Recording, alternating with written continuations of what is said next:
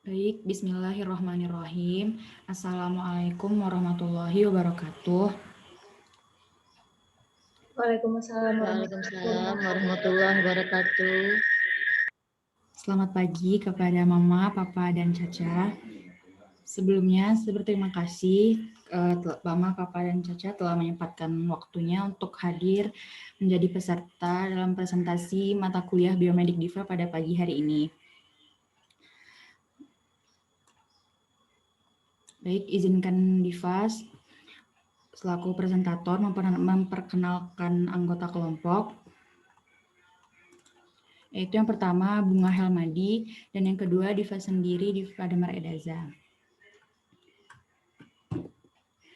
Selanjutnya langsung saja kita mulai presentasi mata kuliah biomedik mengenai penyakit skleroderma dengan dosen pengampu yang terhormat Ibu Suci Maisyarah Nasution, SST MKM.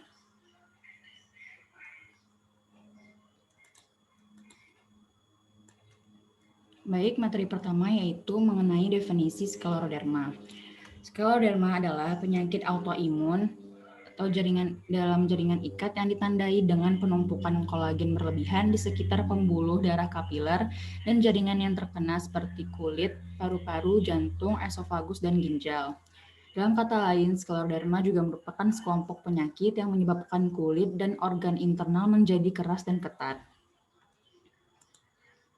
Baik, di sini Mama, Papa, dan Caca dapat lihat bagaimana gambaran penyakit skleroderma. Gambar ini penyakit sklerodermanya pada tangan, gambar kedua ini pada jari, gambar ketiga pada kaki, dan gambar terakhir ini pada ruas-ruas jari. Materi selanjutnya itu tentang patofisiologi penyakit skleroderma. Yang pertama yaitu vaskulopati. Nah, pada vaskulopati ini terjadi fenomena Raynaud. Fenomena Raynaud ini adalah sebagai manifestasi awal penyakit yang ditandai dengan perubahan respon aliran darah pada suhu dingin. Perubahan ini awalnya bersifat reversible, terjadi sebagai akibat dari penurunan sistem syaraf otonom dan perifer karena berkurangnya produksi neuropeptida. Yang kedua yaitu autoimunitas seluler dan humoral. Pada stadium dini penyakit, sel T dan monosit atau makrofag yang teraktivasi akan terakumulasi di dalam lesi di kulit, paru, dan organ lain yang terkena. Autoantibodi yang bersirkulasi terdeteksi pada pasien skleroderma. Autoantibodi ini spesifitasnya tinggi terhadap skleroderma.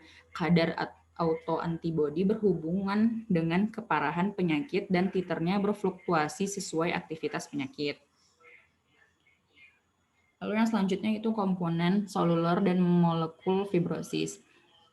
Fibrosis yang terjadi pada berbagai organ adalah penanda utama skleroderma yang membedakan skleroderma dengan penyakit jaringan ikat lain. Fibrosis merupakan konsekuensi dari autoimunitas dan kerusakan vaskuler. Proses ini ditandai dengan penggantian tekstur jaringan normal dengan jaringan ikat aseluler yang progresif yang menyebabkan peningkatan morbiditas dan mortalitas skleroderma. Baik, masuk materi selanjutnya tentang penyebab penyakit skleroderma. Skleroderma terjadi saat sistem imun yang seharusnya melindungi tubuh dari cedera dan infeksi justru menyerang jaringan ikat. Walaupun penyebab pasti terjadinya kondisi ini belum diketahui, ada sejumlah faktor yang diduga dapat membuat seseorang lebih rentan untuk menderita skleroderma. Yang pertama yaitu jika orang itu menderita penyakit autoimun lain. Yang selanjutnya itu penyakit skleroderma ini juga bisa menyerang segala umur, namun sebagian besar penyakit ini menyerang usia rentang 35 sampai 55 tahun. Faktor penyebab selanjutnya itu terpapar bahan kimia berbahaya yang terus-menerus. Selanjutnya menggunakan obat kemoterapi. Faktor selanjutnya itu memiliki keluarga yang menderita skleroderma, faktor genetik. Dan yang terakhir yaitu penyakit skleroderma ini sebagian besarnya menyerang wanita. Baik, materi selanjutnya itu tentang faktor yang mempengaruhi timbulnya skleroderma. Yang pertama itu faktor genetik. Karena sekitar 1,6% pasien skleroderma memiliki resiko relatif sebesar 13% yang menunjukkan pentingnya faktor genetik. Risiko penyakit autoimun lain termasuk sistemik lupus eritomatosus dan rheumatoid arthritis juga meningkat pada keturunan pertama pasien skleroderma. Faktor selanjutnya itu faktor lingkungan. Agen infeksius terutama virus, paparan toksin lingkungan, dan pekerjaan serta obat-obatan telah dicurigai dapat mencetuskan skleroderma. Beberapa peneliti melaporkan terjadinya peningkatan insiden skleroderma pada pekerja yang terpapar silika. Baik, materi selanjutnya itu tentang cara mengatasi skleroderma. Sampai saat ini sebenarnya belum ada terapi yang dapat menyembuhkan skleroderma. Obat-obat pun yang tersedia hanya untuk menyembuhkan atau mengobati gejalanya saja. Namun ada beberapa yang diantaranya yaitu yang pertama secara non-farmakologi. Yang pertama itu makan makanan yang mudah dikunyah dan berprotein tinggi dan banyak mengandung vitamin. Yang selanjutnya itu harus menjaga tubuh tetap hangat oleh pakaian pelindung seperti celana hangat, sarung tangan, kaos kaki, dan sepatu. Pemanasan tangan juga selama 5 menit setiap 4 jam dalam bak air hangat menyebabkan perbaikan klinis yang signifikan.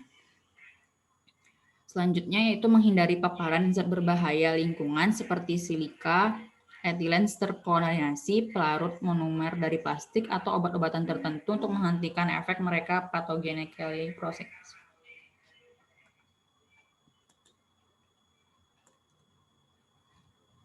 Baik, ini yaitu cara mengatasi yang kedua, yaitu secara farmakologi.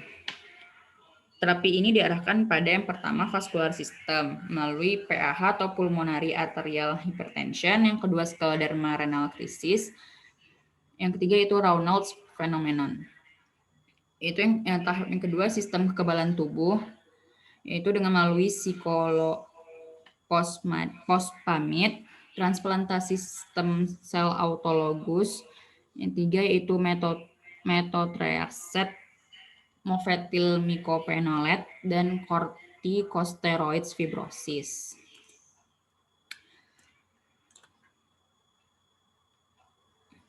Lalu materi selanjutnya itu mengenai saran yang harus dilakukan oleh ahli kesehatan masyarakat terhadap penyakit jaringan ikat, yaitu penyakit skleroderma ini.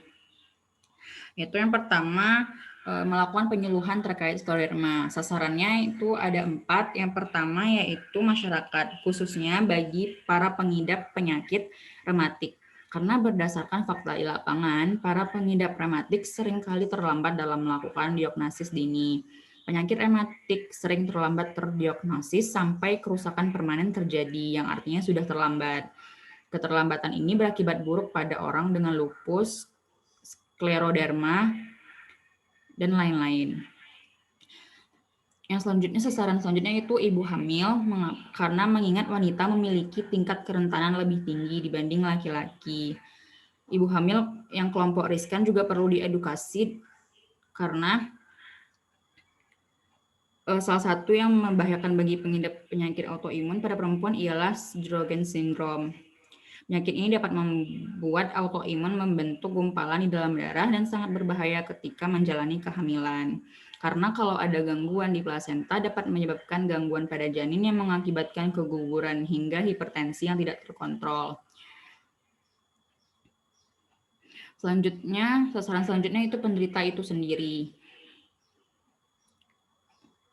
Sebab tidak jarang ditemukan para penderita yang tidak peduli dengan kelanjutan kesehatannya sendiri, entah itu tidak mengonsumsi obat rutin atau bahkan tidak melakukan medical check-up setiap bulannya. Padahal dengan mengonsumsi obat tersebut setidaknya bisa mencegah skleroderma menyerang bagian organ-organ dalam tubuh. Sasaran selanjutnya yang terakhir yaitu kelompok riskan atau perokok. Hal ini berbahaya sekali bagi orang dengan skleroderma karena dapat memiliki efek pada sirkulasi darah dan fungsi paru-paru.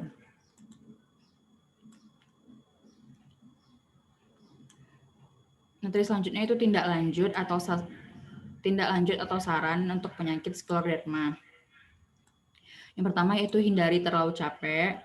Yang kedua itu mengontrol dan meminimalkan stres. Yang ketiga makan dan makanan seimbang. Yang terakhir itu menjaga kebersihan dengan baik.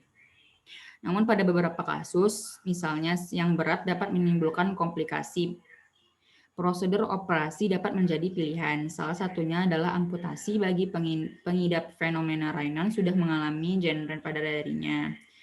Jenis operasi lain yang bisa dilakukan adalah transplantasi paru pada penderita hipertensi pulmonal.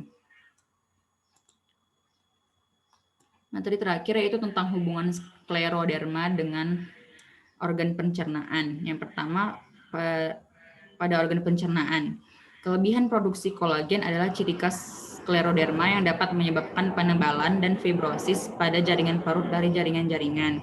Hal ini dapat menyebabkan otot menjadi lemah dan menyebabkan gerakan menelan menjadi lambat secara tidak normal dalam proses pencernaan. Yang kedua juga dapat menyebabkan penyakit diare karena salah satu akibatnya adalah pertumbuhan bakteri yang berlebihan dan dapat juga merasakan kembung, perut buncit, dan rasa sakit jika usus terbentang. Selanjutnya hubungan skleroderma dengan organ pendengaran. Karena salah satu gejala umum dari fenomena Raynaud itu sendiri yaitu perubahan warna telinga menjadi putih dan terasa dingin, kehilangan sensasi atau mati rasa pada area yang terkena, dan setelah menjadi putih, kulit telinga akan berubah menjadi warna biru dari ungu atau merah. Yang selanjutnya itu hubungan skleroderma dengan organ mata. Sindrom Sjögren atau yang ditandai dengan penurunan sekresi kelenjar air mata dan kelenjar air ludah yang menyediakan pelumas untuk mata dan mulut. Kekeringan yang tidak biasa dari mata akibat kondisi ini dapat menyebabkan iritasi serius dan peradangan. Mata kering bisa dilumasi dengan seringnya penggunaan air mata buatan atau tetes mata dan salep mata. Yang terakhir yaitu hubungan skleroderma dengan sistem endokrin. Seperti yang kita ketahui bahwa penyakit skleroderma ini adalah salah satu jenis penyakit autoimun. Nah, mengingat penyakit autoimun seringkali berhubungan dengan hormonal, khususnya hormon estrogen.